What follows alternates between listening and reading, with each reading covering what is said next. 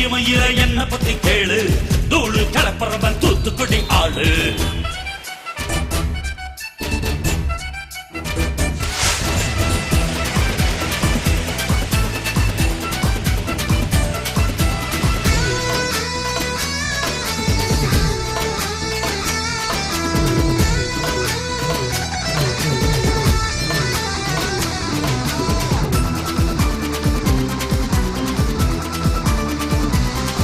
ஒரு காலத்தில தெருவோரத்தில தாயே என்ன தள்ளி வச்சா, இந்த ஜன்னத்தில என்ன பார்க்காதேன்னு கண்ணில் ஊசி வச்சு தச்சா.